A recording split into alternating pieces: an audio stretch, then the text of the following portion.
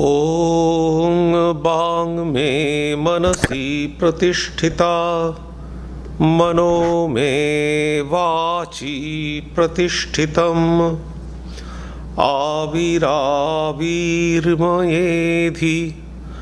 वेदस्समआणिस्तः श्रुतं मे मा प्रहासि अनेनाधीतेनाहोरात्रान् सन्दधामि ऋतं वदिष्यामि सत्यं वदिष्यामि तन्मां भवतु तद्वक्तारमवतु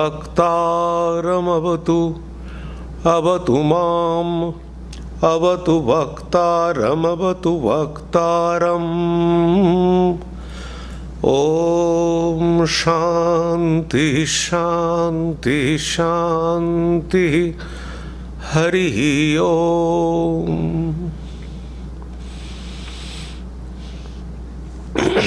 Om.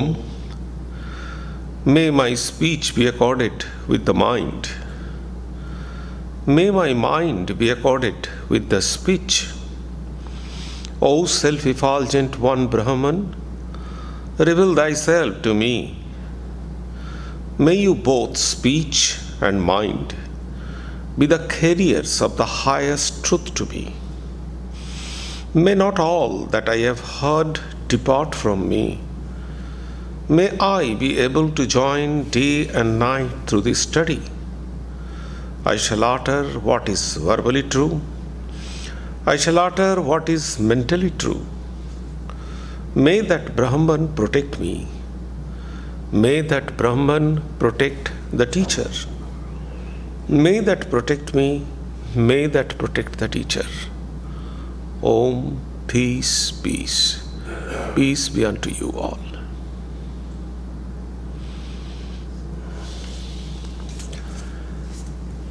Good morning. This morning I am going to speak on a subject which is philosophically important, informative, and spiritually also very helpful. But this is little bit subtle ideas. We have to understand this. The title of this talk is Upanishadic Meditation. Not the meditation on Jnanapath. Upanishadic meditation means the meditation that has been described in Upanishad. What kind of meditation has been described in Upanishad? Upanishadic meditation. There are different types of meditation. In Upanishads, we consider 10 major Upanishads. Why there is no major and minor Upanishads? But why we consider 10 major Upanishads? It is because on those there are innumerable Upanishads. But we only consider 10 major Upanishads. It is because Shankaracharya commented on those 10 Upanishads. That's why we consider those are the 10 major Upanishads. There are other Upanishads also. There are more than closely 145 Upanishads. I have the list of those 145 Upanishads, but I don't have the Upanishad content of Upanishads.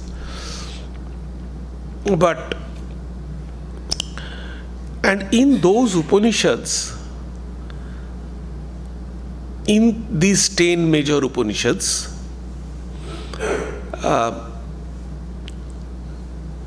in all the Upanishads, almost all the Upanishads, there is a term used which is called Vidya. These Vidyas are the techniques of meditation. In these 10 major Upanishads, there are 32 Vidyas. So 32 types of meditations have been described in Upanishads. These Vidyas are different techniques of meditation. There are various Vidyas, Dhanu Vidya, Omkara Vidya, Shandilya Vidya. There are different types of Vidyas. And two terms have been used to denote meditation in Upanishads. And those are Upasana and Nididhyasana. These are the two terms have been mentioned in Upanishad to denote meditation. Now, there are different types of Vidyas, 32 Vidyas and 32 types of meditation. I am not going to describe it. You can easily understand that it is not possible to describe 32 types of meditation right now. So what I do actually, I am going to explain these two types of terms and meditation, obviously meditation technique, the Upasana and Nididhyasana. These are the two terms used in these major Upanishads to signify meditation. Let us explain this Upasana and Nididhyasana. Very important things, subtle and important things we come to know from these two terms. Generally, let me give you some background of meditation. Generally, there are three highways of meditation. Whatever we think and understand when somebody is called meditation, you know it for sure that this term, the meditation concept and term, it falls under any of the three highways of meditations. So what are the three highways of meditation? Number one, the meditation based on Prakriti, based on nature. Nature means based on the external world. The meditation that is based on external world. External world means the objective world. So meditation based on objective world. That is the first highways. The second highway, so this is Prakriti based meditation, objective meditation. The second highway is the Brahman based meditation. That means that is subjective meditation. Means this is I, that is the center. So this is subject based meditation. And the third one is neither nature based not Brahman based meditation. That is the Buddhist meditation. Because you know that Buddhism doesn't accept the concept of Atman like Vedanta. And although according to Buddhism the world is real, the Vedantic, they do not accept the world is real, but Buddhism accept the world is real. But still their meditation technique is not nature based, world based. Their meditation technique is the process based. So, neither subjective nor objective, but they concentrate on the process itself. I am not going to describe those type of meditation, but these are three highways of meditation. The most popular nowadays, the meditation technique that Patanjali suggested. We do any type of meditation you can find except Buddhist meditation. That is a kind of Patanjali meditation. And Patanjali meditation falls on the nature-based meditation, Prakriti-based meditation. I am going to speak this morning on Upanishadic meditation. So Upanishadic meditation means it is closer to Vedic meditation. But Vedic meditation or meditation on jnana, see, the Brahman-based meditation, that is the meditation on the path of jnana. I am not going to describe Brahman-based meditation this morning. I am only concentrate myself or limit myself to Upanishadic meditation, only described in Upanishad. Now, you would say, what is the difference between Upanishadic meditation and Brahman-based meditation? There are differences. I shall mention in my talk when the time comes, but there are differences. Now, let me explain the Upanishadic meditation, and mainly the two types of meditation. One is Upasana, another is Nididhyasana. Now, the word Upasana, generally we consider Upasana means worship. We used in very, lucid way we worship. But in Upanishad, where the term Upasana is mentioned, the meaning of the word Upa-asana, if we divide this Upasana word, it has two senses. One is Upa.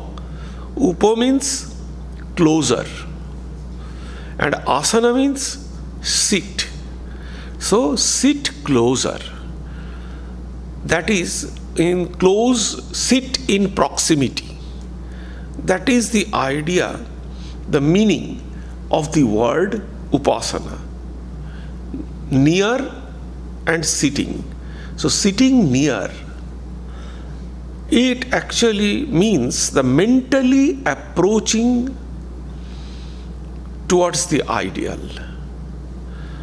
Meditation is mental, but not always mental.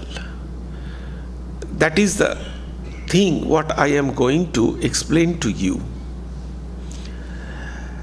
According to Vedanta Sara, Upasana is a kind of mental process relating to qualified Brahman. You know what is qualified Brahman? Qualified Brahman means Saguna Brahman. So, the Upasana, according to Vedanta Sara, is connected with the qualified Brahman. But this definition is not very comprehensive, because there are Nirguna Brahman also. So what about the meditation on Nirguna Brahman? So this definition in Vedanta Sara is not very comprehensive. So Brahman Upasana is also there, Nirguna Brahman Upasana. In Chandogya Upanishad, because I am talking about Upanishadic meditation, so I always quote from Upanishad, from different Upanishad. So in Chandogya Upanishad, Shankaracharya defined the term Upasana as after accepting the object of meditation as mentioned in the scripture, one should direct one's thought in such a way towards that object that no other thoughts should come in between and break the flow of thoughts. Shankara explained in Chandogya Upanishad that we shall take an object, there must be an object, and we shall consciously, it is a conscious flow of thoughts towards that object. I would say uninterrupted flow of thoughts towards that object, which is called Upasana, and that object is described by the scripture.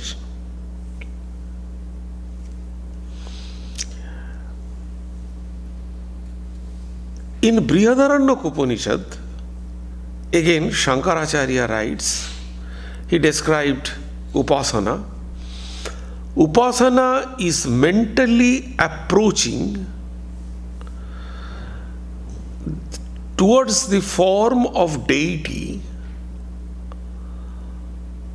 or the like as it is presented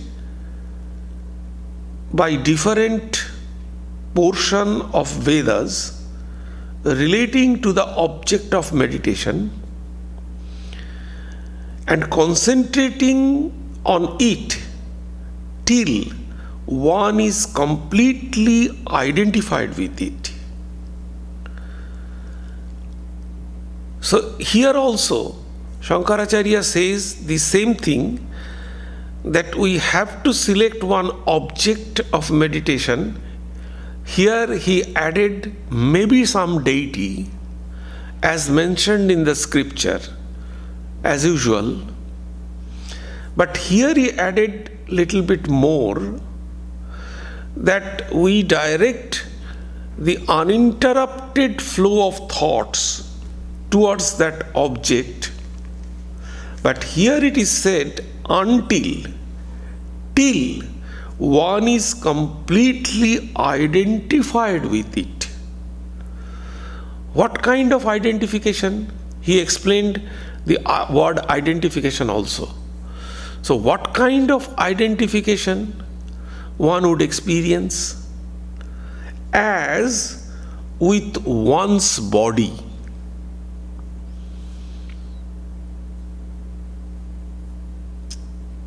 And regarded as oneself. So, we are connected with our body. We are completely identified with our body. Exactly in the same way, we shall identify with not the body but the object. And that object is ultimately ourself, but first we have to take as an object prescribed by Upanishad, scripture. It may be some deity also. So in Brihadaranyaka Upanishad, he said, he described Upasana in this way. So, according to Shankaracharya, the object of meditation may be any scriptural object or any deity or Brahman. So, according to Shankaracharya, he did not explain about the object of meditation. He said definitely there is object of meditation, but as prescribed by scripture, by different Upanishads. And it is a mental process. and aims at a knowledge of the object through identification. So, what is going on here?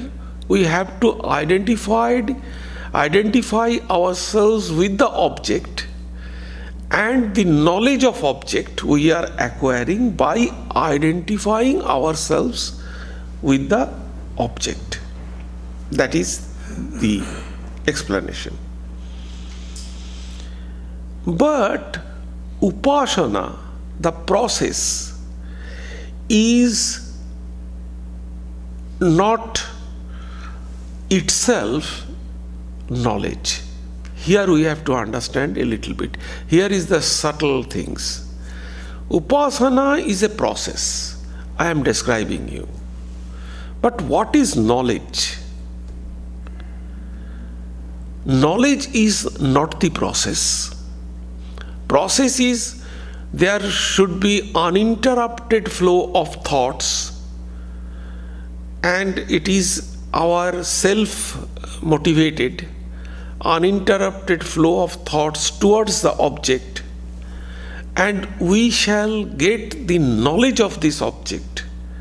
So the process and the knowledge, these two things are different.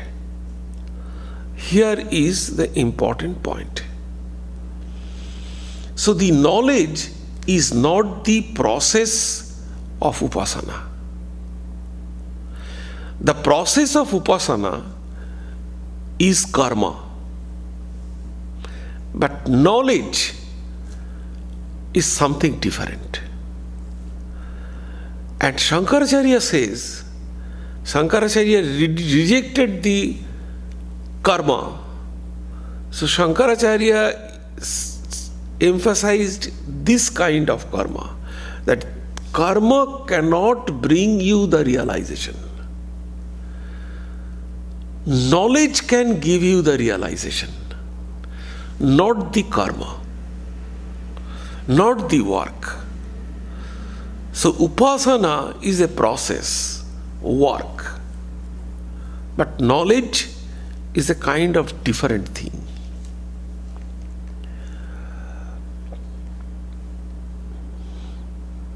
The process of knowing and meditation are both a mental process, but knowledge of an object is not the connected or subject matter here of the knower. The knower does not know how the knowledge dawns. The meditator, he is meditating. He is following the process.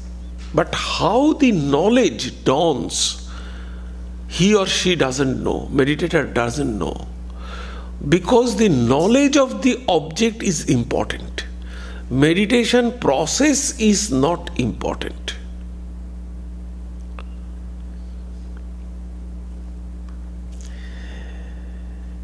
In Panchadoshi, that is also another very famous book, brings out the distinction, this knowledge and process, very aptly. Very specifically, it is said that knowledge is determined by the object. We are getting the knowledge from the object by identification.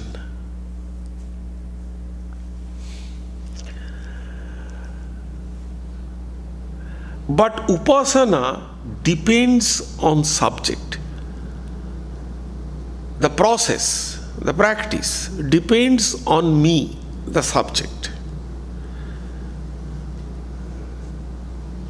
Panchadashi emphasized on the component of faith, faith on the object, which is not a real, neither unreal. but it is presented by scripture.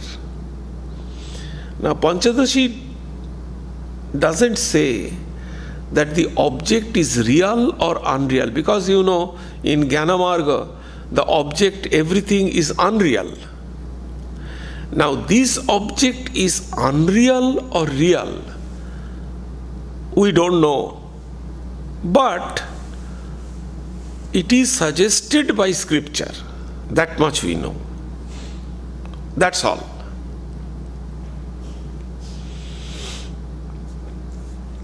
Thus, meditation is a karma, but knowledge is completely different from karma. And Shankaracharya very specifically mentioned it in Brahma Sutra. Meditation implies thinking. A meditator may do it, may not do it.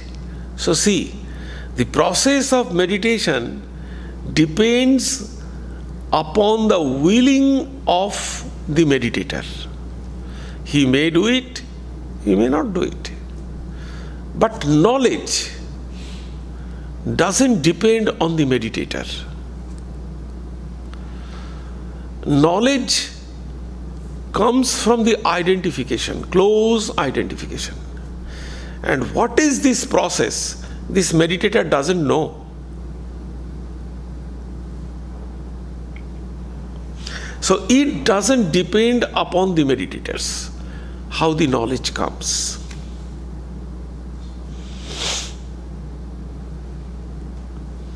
So this is optional. This process is optional to meditator. But knowledge presupposes the means of knowledge. Knowledge is always there. The process is the means of knowledge. So knowledge exists before the means of knowledge. Whether we meditate it or not, knowledge is there. Knowledge doesn't depend upon the process of meditation, the means of meditation. Knowledge exists. These means depends on the nature of object. That means knowledge depends on the object. It depends solely on the object and not on one's willingness.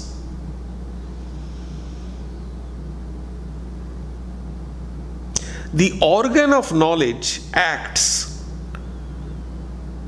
with the connection of the object. What is knowledge then? Now the question is, what is knowledge? Knowledge is determined by the object, which is being perceived with the eyes,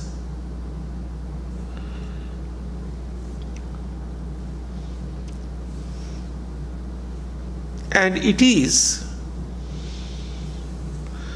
not the action. It is not action.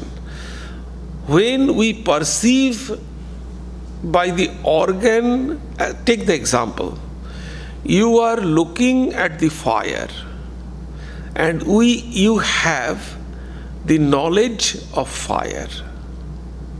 Now, how this knowledge is coming? When your organ of knowledge is connecting with the object, at that time your knowledge is coming. So if the object is not there, then knowledge must not come.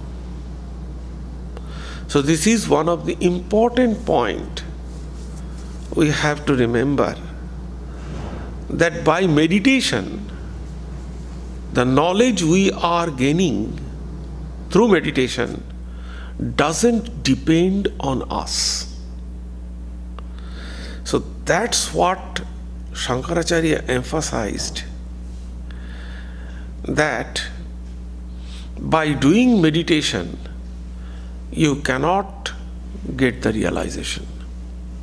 Neither from reading nor by meditation you can get the realization. For realization, knowledge is required.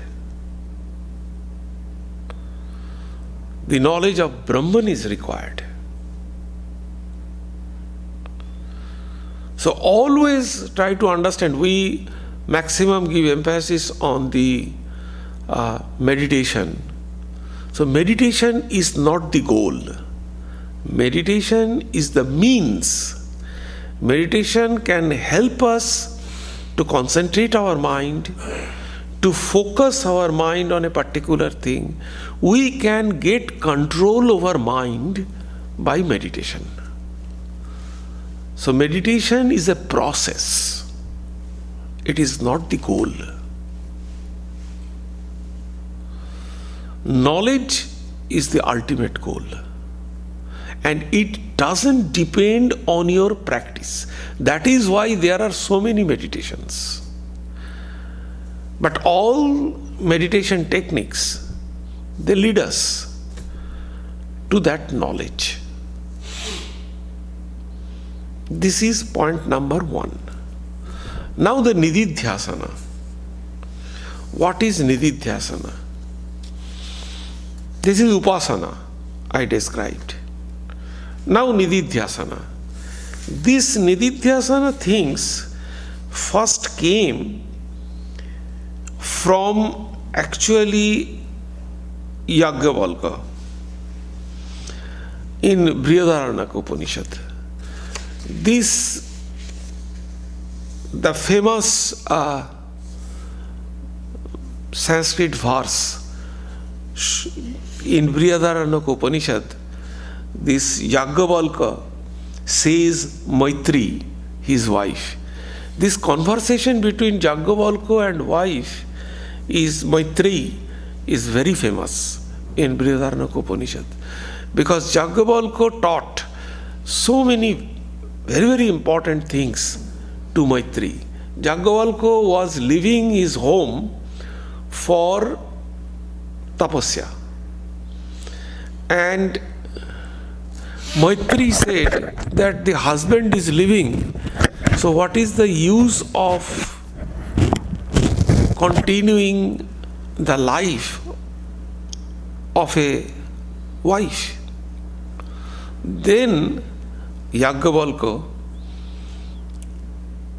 taught Maitri so many important things, very, very important things. One of them is this, and the verse is very important. Atma va are drashtabhya srotabhya mantyabhya nididhyasitabhya Maitreyi. So it is very famous verse. We always quote this, means always talk about this. So how can you understand Atma? Very clearly said, drashtabhya, mantyabhya, srotabhya, mantyabhya and nididhyasitabhya. So you have to listen to it, you have to reflect on it, and you have to meditate on it. So very lucidly here he said this nididhyasitabhya. This nididhyasana, the word came here, nididhyasana. And this nididhyasana also applied as meditation. But here is also some kind of important things. The second line of the same verse is Atmano ba ore darshaneno sravaneno matya vijnaneno idam sarvam vidityam. It is the second line of the same verse. He says here, the self is to be seen, to be heard of, to be thought of, and to be made an object of nididhyasana. So the second line, he says, it object of nididhyasana, everything is known when the self is seen through hearing, thinking and vijnana. See, the first line he said, I repeat this line again, the self is to be seen, to be heard of, to be thought of, and to be made an object of nididhyasana. That is the thing. So, first, to see the object, you have to hear it, you have to reflect it, and you have to make the object of nididhyasana, means object of your meditation. In the second line, he said, everything is known. I don't know why. Everything is known when the self is seen. Everything can be known when you see the self through hearing, thinking and vijnana. So first line he said, the self is made the object of your nididhyasana. And second he said, everything you can understand, means you can realize, when you can realize by listening, thinking and vijnana. He used the word vijnana in the second line. He did not say by nididhyasana.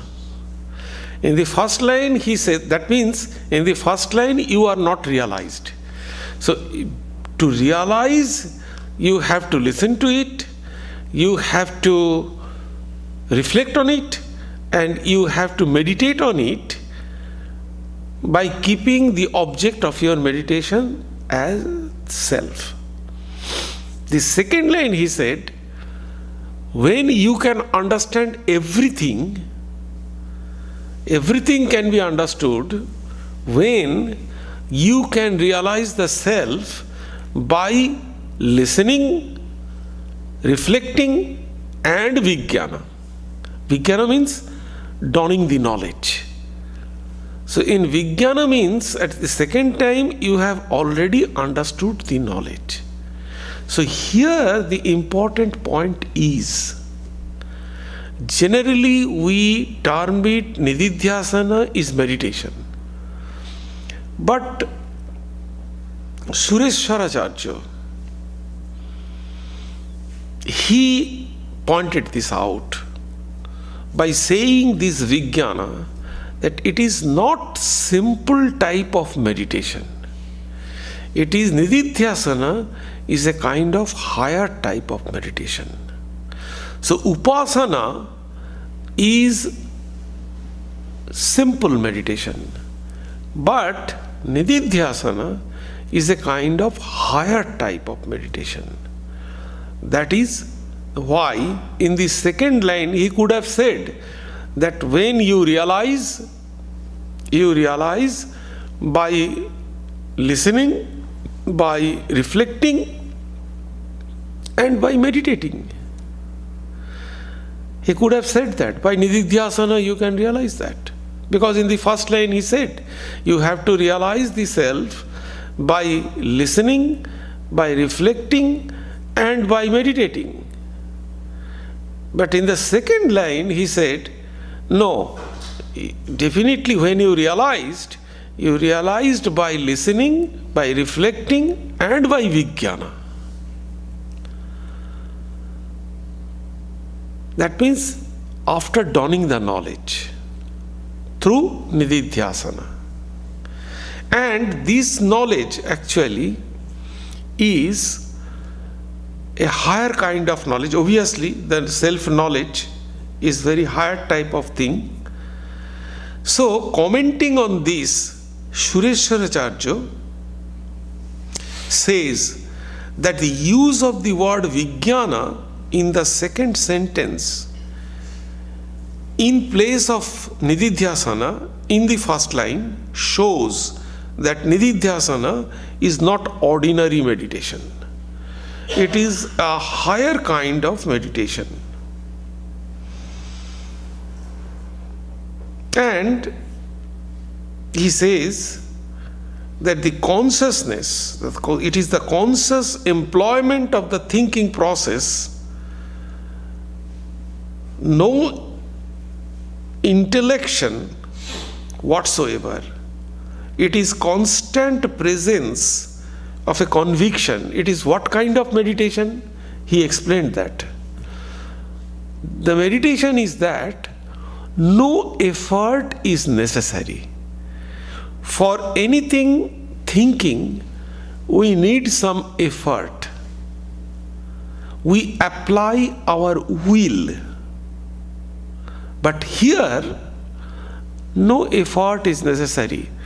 So always you can feel whatever. There are 4 Mahavakyas, you know. The realization is on the basis of 4 Mahavakyas. Either Tattvamasi or Aham Brahmasmi or Pratyekatman Brahman, Ayatman Brahman, all these kind of on the basis of these 4 Mahavakyas. So, if you say, as for example, Tattvamasi, so if you realize this Tattvamasi, you need not have to give any effort for that. You can automatically, you can feel that. Automatically you can. So no application of will. This kind of Vijnana you will have, it is said. And this is actually the Aparoksha Anubhuti. The Aparoksha Anubhuti, according to Sureshwaracharya, it is constant presence of a conviction of the form I am Brahman, and yet it falls just short of Aparoksha Anubhuti or direct realization of the self.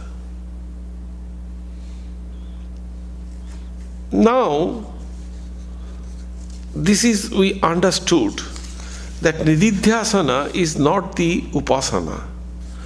Now, how it happens, there is very clearly said by Sureshwaracharya. He did not stop there. He explained it in a very beautiful way. There is a Prabhahana Javeli, in Upanishad, Chandogya Upanishad, we find Javeli, the Prabhahana Javeli. It's a story. Through the story, he explained it, that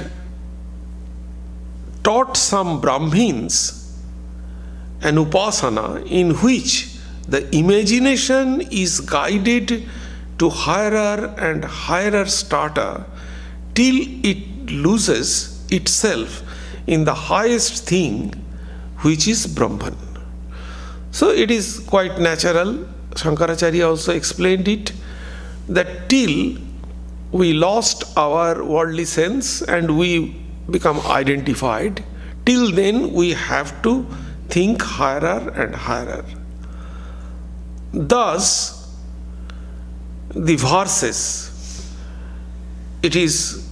are shown to be resting on the voice, Bach, how this goes from subtler to subtler, this mechanism. So first we chant the mantra, and this mantra is Vak, the voice. How this voice comes?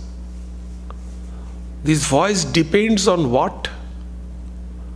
This voice depends on our energy, prana. Prana is the energy. So this vaka depends on our prana. Energy, where it depends? Energy depends on food. If we do not eat, then there will be no prana, no energy. Where the food depends? Food depends on water and soil. Water comes from the upper atmosphere, and this rests on the earth. This earth is dependent on the subtlest of all things, which is Brahman. Thus, if we push our chain of dependence, which dependence, cause and effect, the dependent, to the farthest limit, we cannot escape being in the presence of highest cause. This is a meditation based on ascending order of things. This is a kind of meditation. Subtlest, subtlest, subtlest, subtlest, subtlest, we can go back. In Upanishad, we can find another example of cloth. What we do, we see the cloth. What a beautiful design. What is the quality of the cloth? But when we see the cloth, we do not think or analyze that behind this cloth there is a thread. Behind this thread there is a cotton. Behind the cotton there is some trees.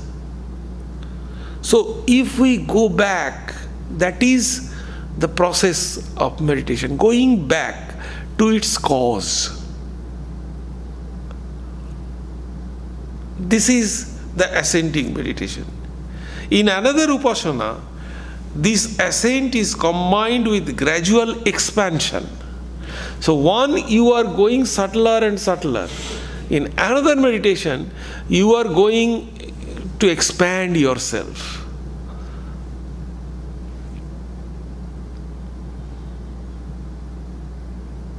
So the first, we are asked to meditate on such words that ho, and atha, etc., which meaningless words are added with the verse for making the tune full.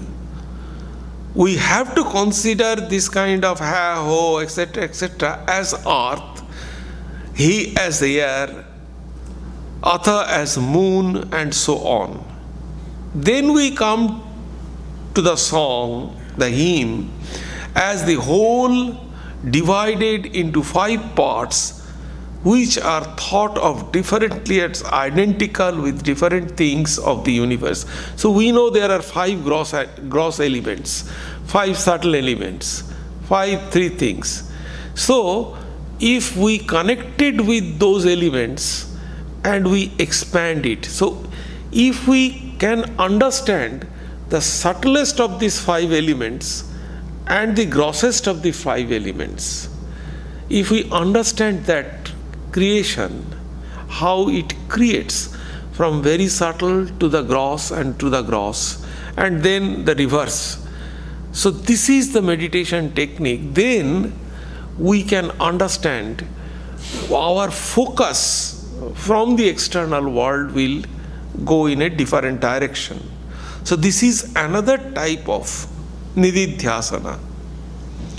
The next stage actually, so in this way everything gross and subtle, including the mind, the vital force, and the organ of speech, etc., we can include.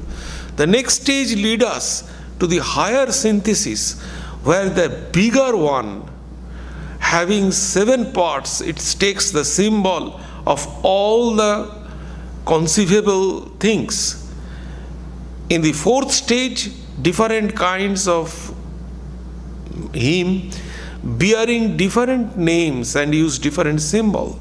The climax is reached to the last stage when by the widest sweep and the whole universe is imposed on all the different verses conceived as unified entity.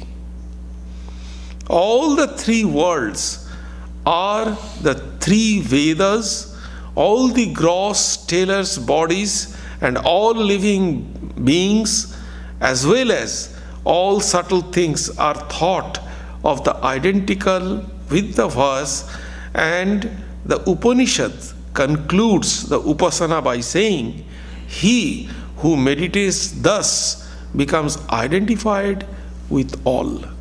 So you are expanding yourself step by step, and ultimately you are engrossing the all. This is another kind of meditation. So either you are going subtlest or you are expanding the bigger and becoming all.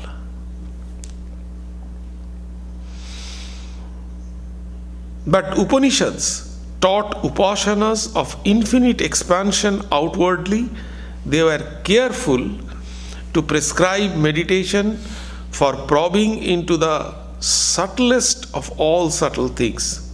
Thus, we are told that the earth is the essence of all elements, since it is their highest creation. So earth is the grossest thing, but the creation, when you are creating the akasha, the space is the first creation.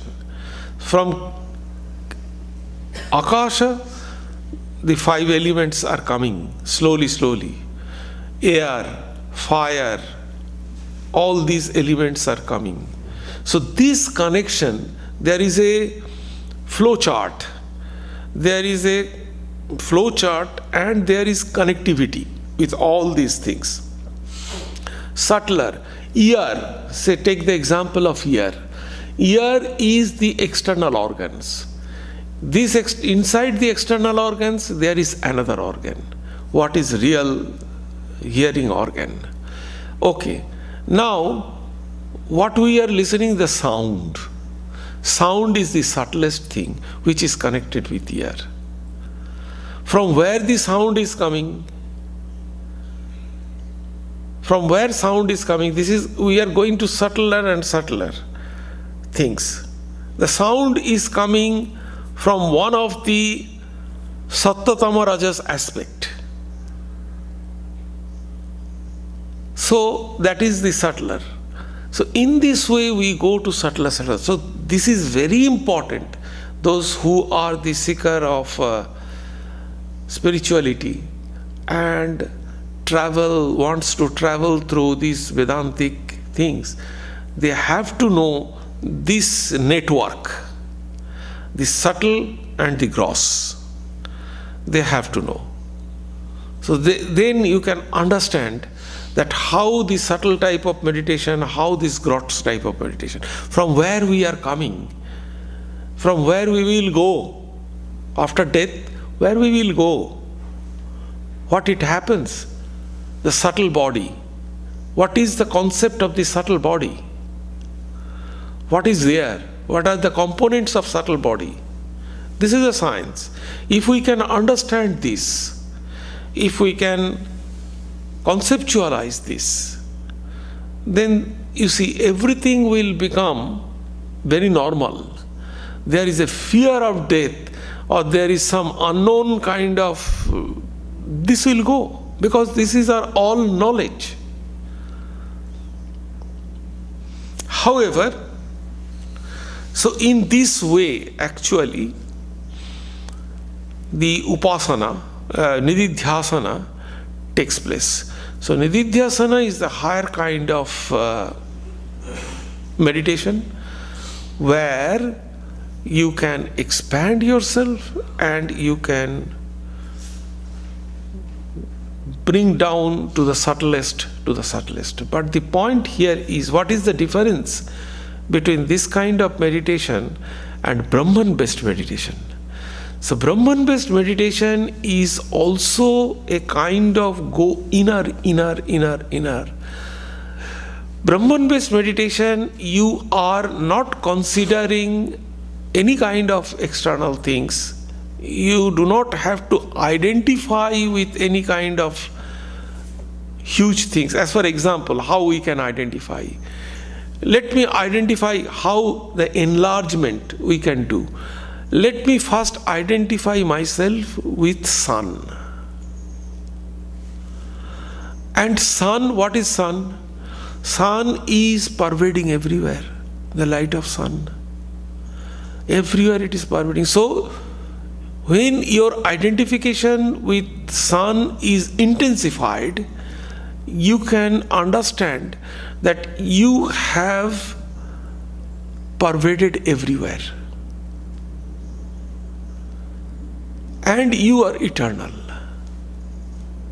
You are covering everybody. You are penetrating everybody.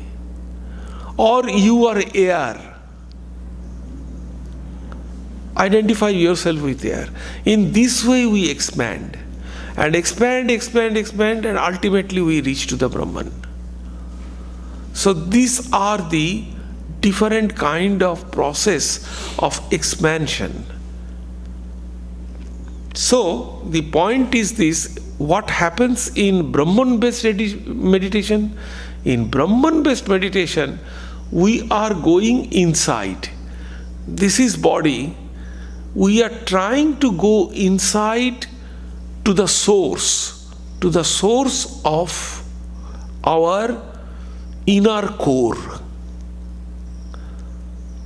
That is the Brahman-based meditation. So in this Upanishadic meditation, we are identified with the outside things, and either we are expanding or we are contracting ourselves. But in Brahman-based meditation, it is whole based on our subject, and we are going to inner core, to our own subject. So that is the difference between these two types of meditation. Any quick question, one or two? If there is any. Is Brahman-based meditation same as Jnana? Jnana-based meditation? Yeah. Well, I have already mentioned, yes, it is not necessary. I would not say it is the Jnana-based meditation.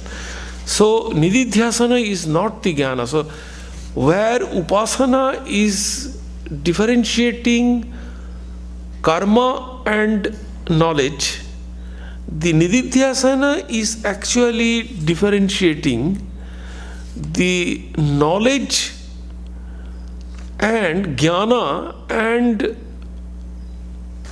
the meditation, the Nididhyasana.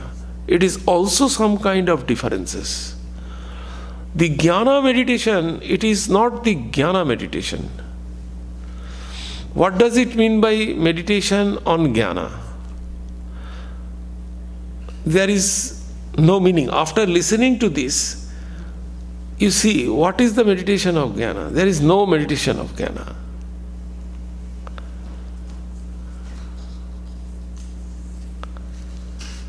So jnana is the knowledge.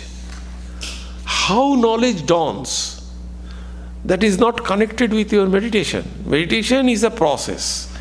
It is a karma. In Nididhyasana also, it is a higher kind of thing, but anyway, this is also a kind of process when you are doing this.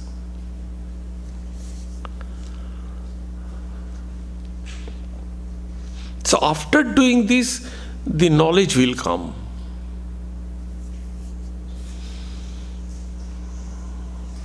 And knowledge comes when you are completely identified with that. By this complete identification, knowledge is coming.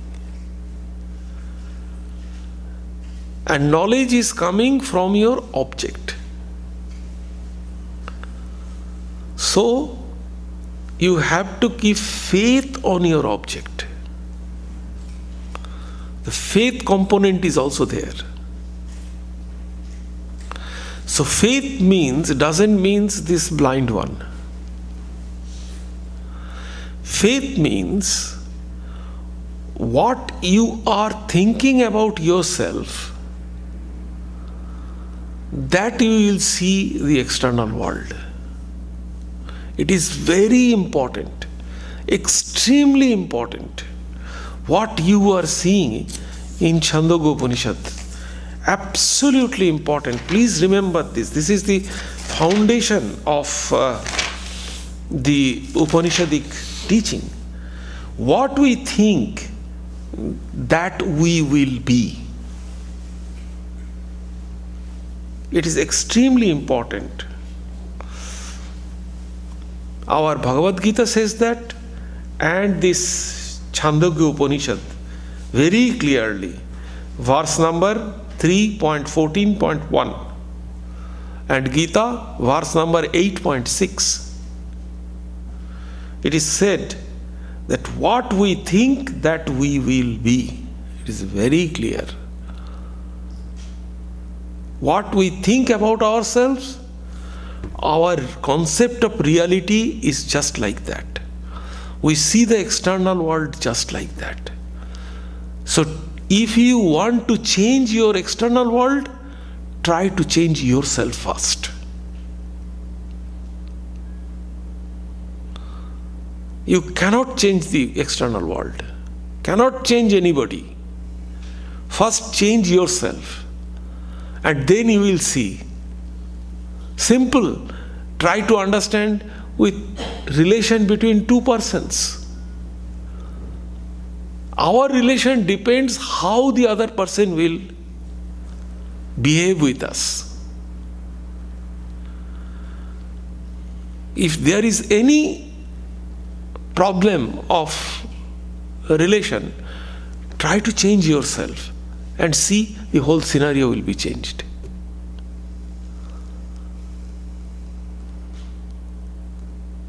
This is very important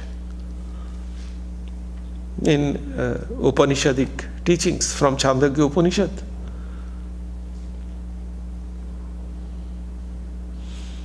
Man is identified in this verse, same verse it is said, man is identified with his faith. As he believes, so he becomes. So what we believe about ourselves, so here faith works.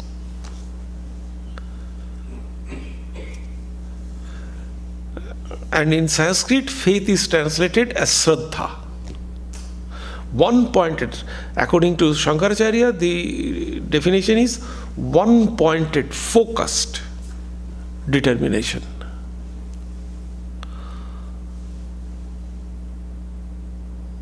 So this is very important. Thank you. So what we meditate, if we apply this to our meditation technique, what we meditate? So object gives us knowledge. So object point is very important. So object is very important. And then the faith on the object.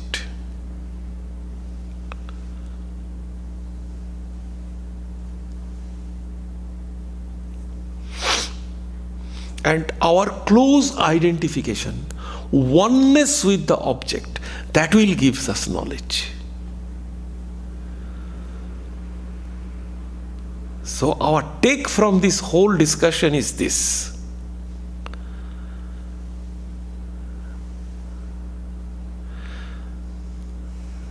That is why it is said that when you are meditating, when you are repeating your mantra or something like that, you have to think on the object, artha bhavanam.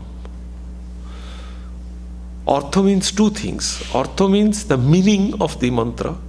The second thing is, artha means the object.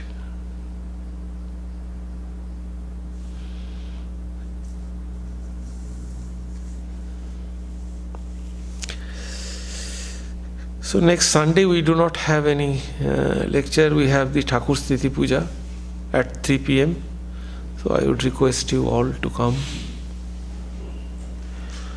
Om Sarve Bhavantu Sukhinah Sarve Santu Niramaya Sarve Bhadrani Pashyantu Ma Kaschit Dukkham Apnuvat Sarvastarotu Durgani Sarvo Bhadrani Pashyatu Sarva Sadbuddhimapnotu Sarva Sarvatranandatu Durjana Sajjano Bhuyat Sajjana Shantimapnuvat Shantamucchete Bandhebhyo Muktaschanyan Vimochayet. May all be happy. May all enjoy good health. May all see happy events. May all be freed from miseries. May all be freed from dangers. May all realize what is good. May all be actuated by noble thoughts. May all rejoice everywhere. May the wicked become virtuous. May the virtuous attain tranquility. May the tranquil be free from bondages. May the freed make others free. May the Supreme Spirit, the presiding deity of all sacred activities, be satisfied. For he being pleased, the whole universe feels satisfied. Om, peace, peace, peace be unto you all.